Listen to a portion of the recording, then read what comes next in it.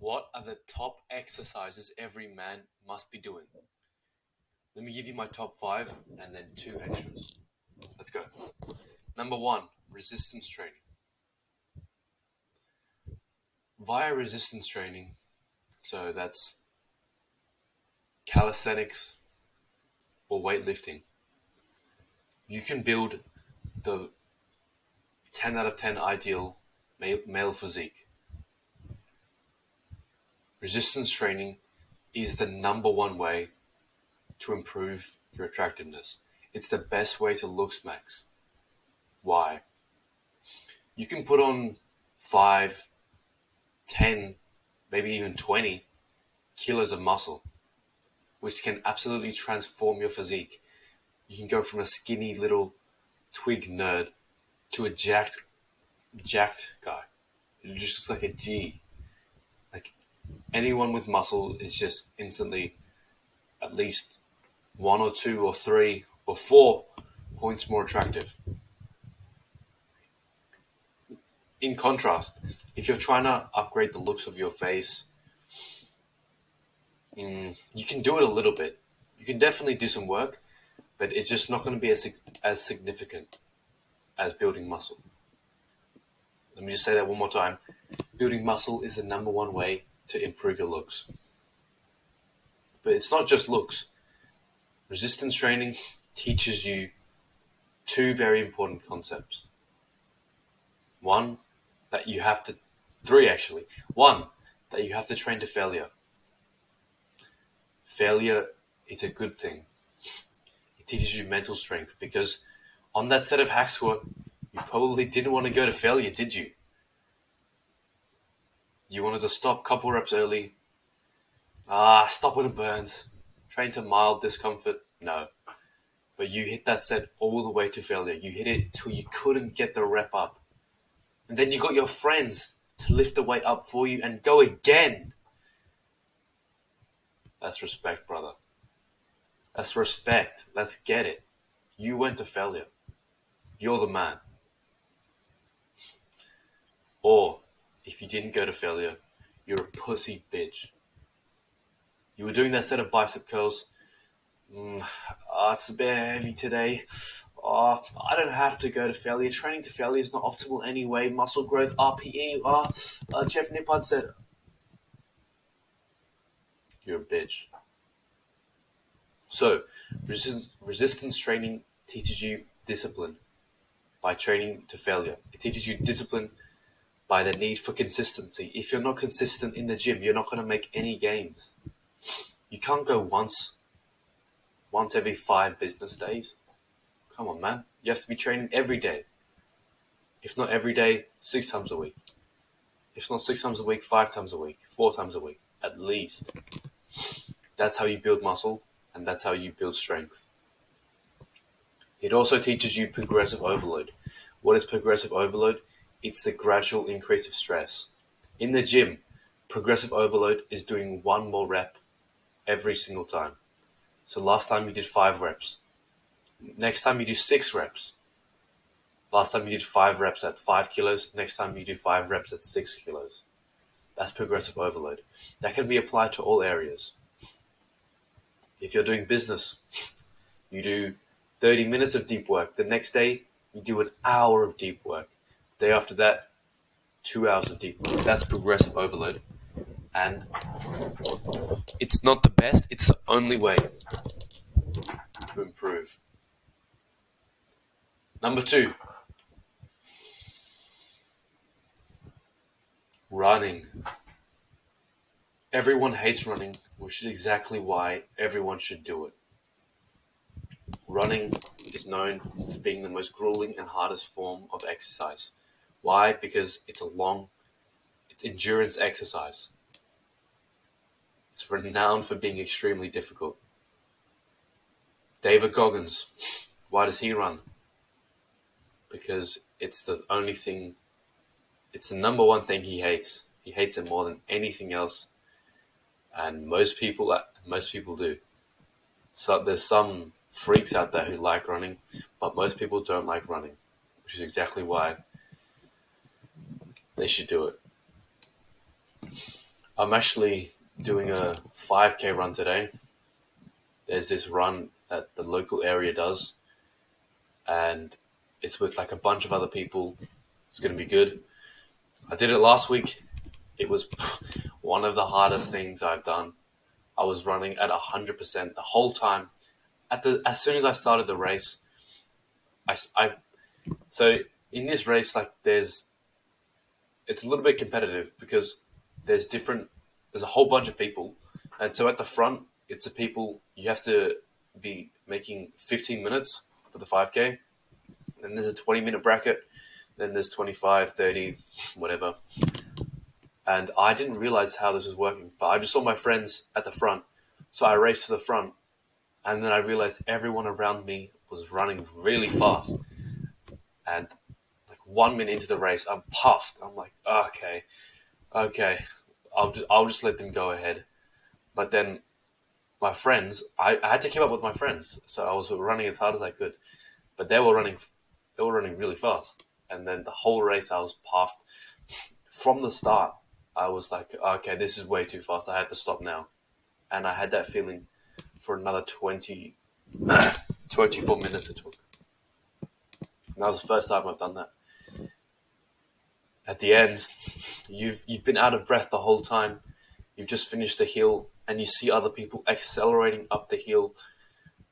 You have no idea how they're doing that. You're puffed the entire time, but you still have to go faster. You feel like you feel like you feel like you're at 100%, but then you sprint to the finish line. You can't go any faster. You're puffed, and then you fall on the ground, and nothing feels better. Nothing feels better than doing something really hard, putting your maximum effort in, and then being exhausted after. Not only is it good in terms of mental toughness, running is also probably the most functional form of exercise. Let me give you a self-defense scenario. You see 5 guys square up, they whip out knives. What's your method of escape? It's to run away. If you see a big guy squaring up to you, all you have to do is turn around and sprint as fast as you can for as long as you can, and you'll get away.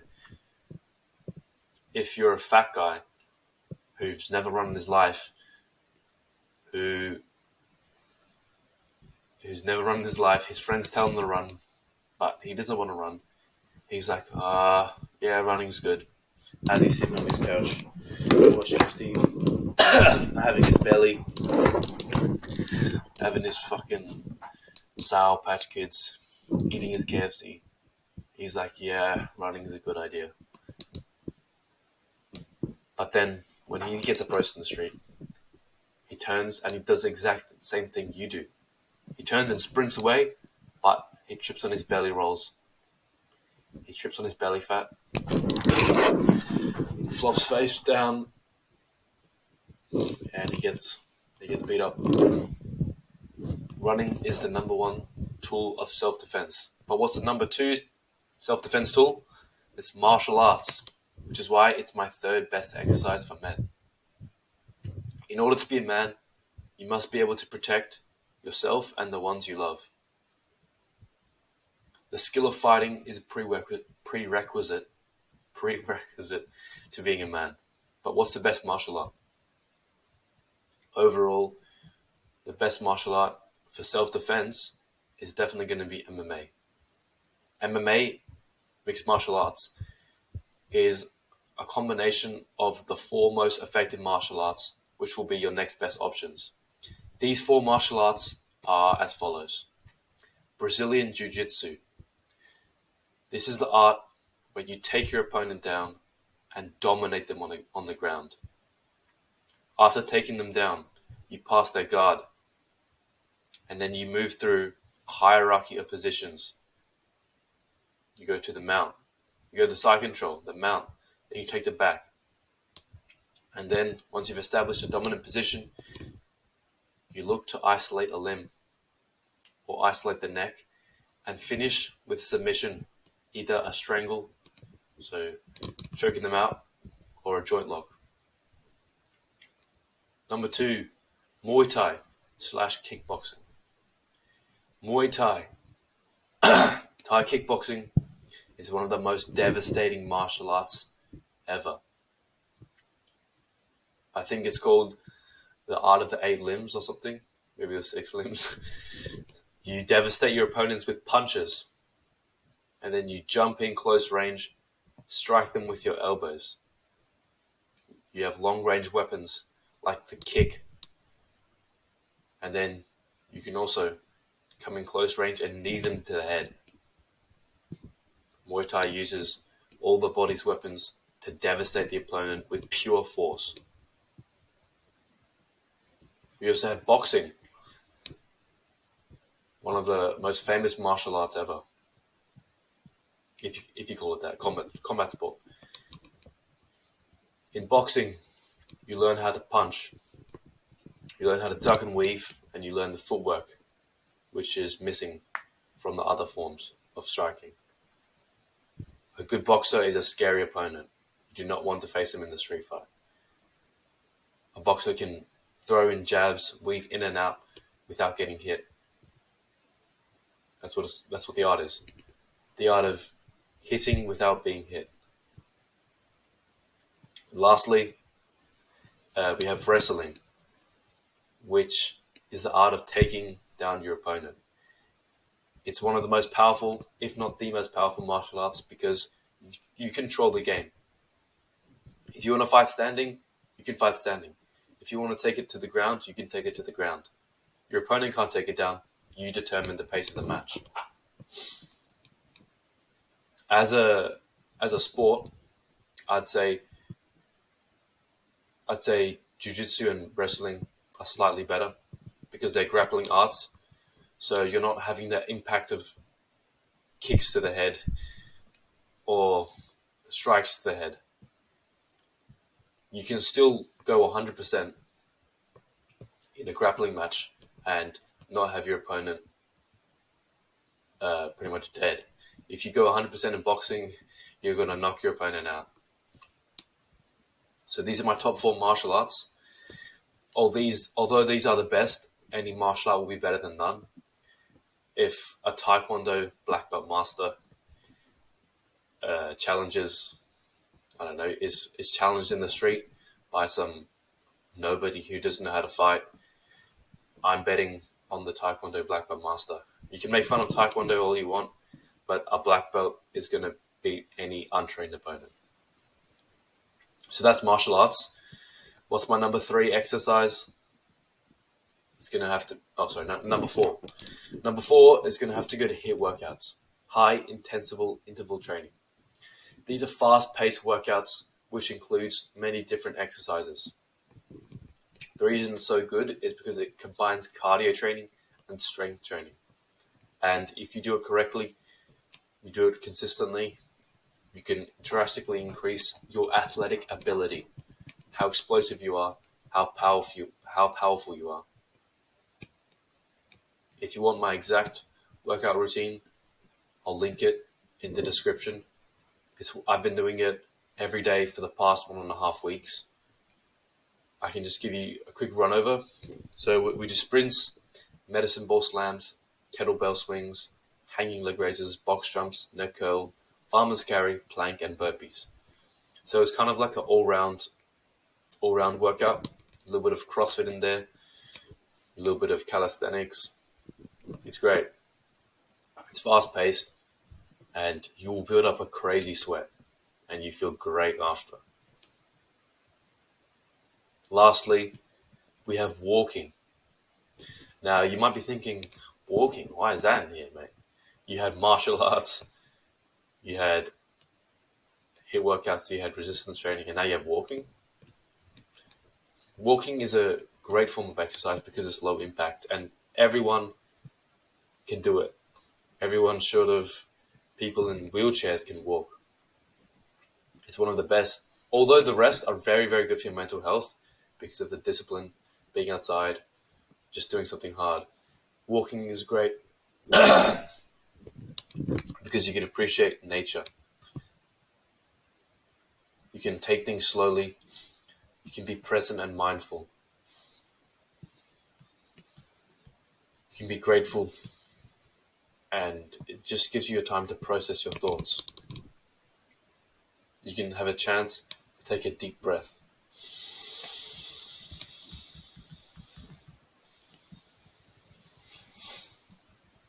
It kind of just resets your mood and makes you feel good again. You're probably going to think, oh, I don't need to do walking. It doesn't really do anything. I don't need to walk. You'd be surprised how much benefit you get from walking.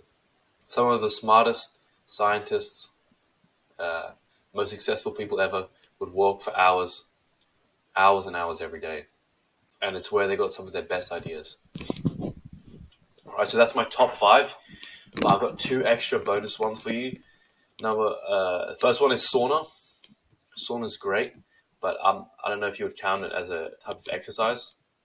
I guess it's not really, but your heart rate does go up. Uh, you're just sitting down. You're sitting in a wooden sauna with naked, sweaty men around you. Half naked, sweaty men around you. Sweaty women. It's a quite disciplining, challenging thing. It's not like the others where you have to what is it? You have to take action. It's more you resist the urge to get out. You're sitting in there, you're getting really hot, you want to get out. Your friends are on the top layer, you're on the bottom layer, you've got no water left, you're getting really hot, you want to get out, but you don't. Sauna is also a great time to socialize. You can get your cold approaches in, or you can go with your friends, have a good chat. We've had many great chats. Some of the best chats we've had have been in the sauna. It's such a fun time. It's also great for blood circulation, blood flow, great for post-workout recovery, good for your muscles, because you want to be warm after workout, right? Well, sauna takes that to the next level. Saunas are hot, and yeah, they're very good for your skin as well. In a sauna, you have probably the most amount of sweat. You can sweat everything out, get rid of the toxins, all that dirty stuff, and you just feel clean. You sweat all the shit out, have a shower, and you feel clean, and you feel rejuvenated. Sauna is great.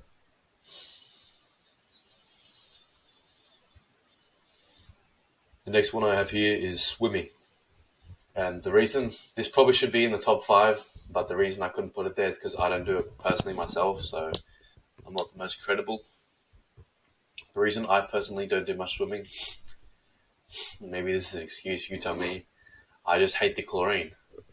My pool's pretty chlorinated, and I usually get itchy eyes, itchy skin after. It just turns me off. If it was, I don't know, sea water, or like just less chlorinated, maybe I would do it more often. But nevertheless, it's still great. It's very different to all the other types of exercise. It's a full body workout, and there's pretty much zero impact. In running, you have the force of gravity stomping into the ground, onto the hard surface, and it's not great for your joints. But whereas in swimming, there's no impact at all. You're just gliding, traveling through the water very elegantly, or unelegantly. And it's also a life-saving skill. If you're in the ocean, you need to be able to swim. It just feels so good in the joints after as well. It's a good workout. Swimming's pretty good. Anyway, so these are my top 5, plus those 2 bonus ones. Let me know what you think. Did I miss anything? I don't think so. I think this is a good list. If you disagree, you're wrong. Anyway, see you.